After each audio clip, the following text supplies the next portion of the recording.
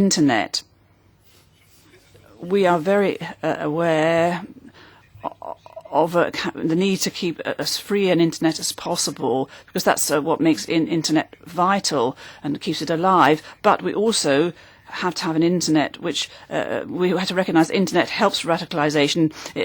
It helps for the collection of money, the passing of information for the radical groups. So we need very nuanced measures which to defend freedom of expression, which is important to us, and while keeping the internet alive. In everything that Matthias has mentioned, and I like his distinction between detect, remove, create, and read. Here we have to do better in this area. I think we pool our resources more when it comes to monitoring of internet. A small country like mine hasn't got the resources to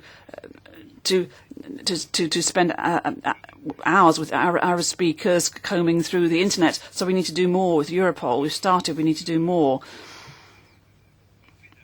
Taking away from the internet illegal sites was a huge debate. Obviously, there are different limits on freedom of expression in Europe. As you compare Denmark and Belgium, Holocaust denial is approached in very different ways by the legal systems of the two countries. But each internet company has its own internal rules, and you as a user can ask for the removal of a site if you think doesn't meet those internal rules. And when you do that, Google tells us that 30% of the time Google follows up on these things, and when it's done by experts, this is a case of a cell within Scotland Yard, more than 90% of the cases Google will remove sites which are not in line with its terms and conditions. So I think we can encourage all member states to set up a cell of this type, but Europol should be able to do this on behalf of everyone. I think there's a consensus emerging on that. Third, the counter-narrative.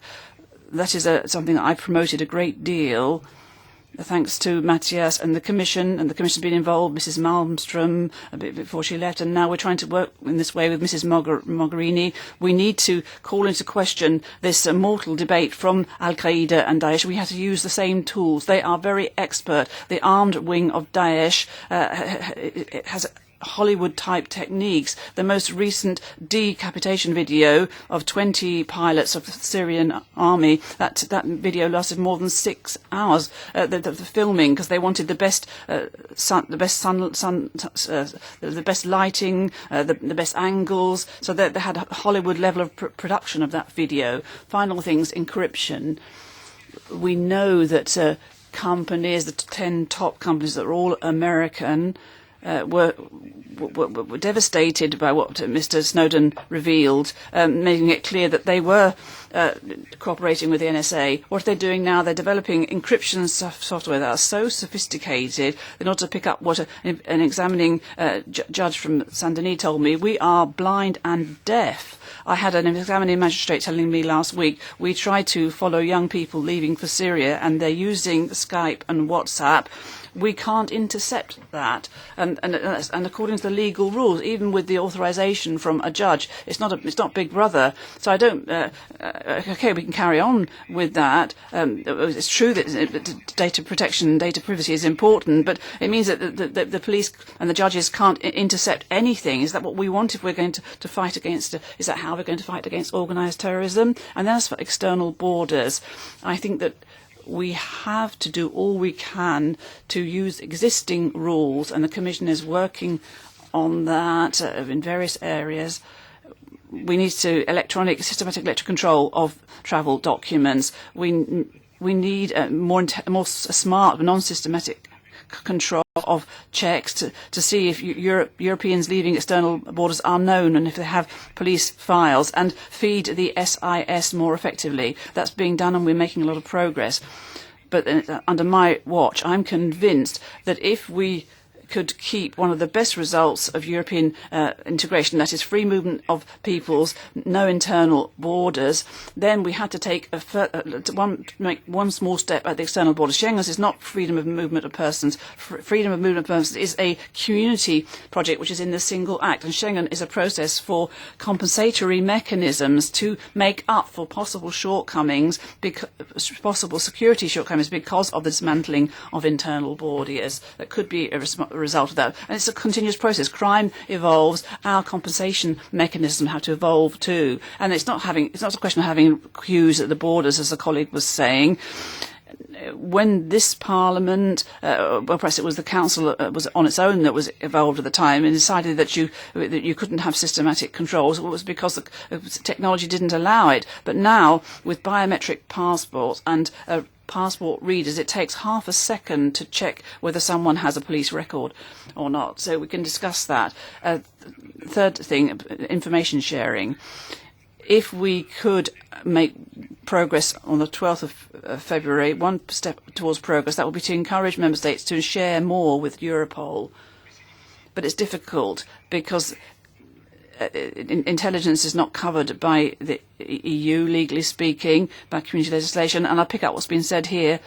Member states already do share a lot of information, but they're doing it outside the community sphere, and they don't like to do it multilaterally. So there is more intense sharing between 2 or 3 member states. It never involves 28 member states, and that's part of the DNA of the intelligence services. And it's an illusion to think you're going to change that overnight. But what we can do is look at the conditions for more confidence, more systematic sharing with Europol. Europol has fantastic potential.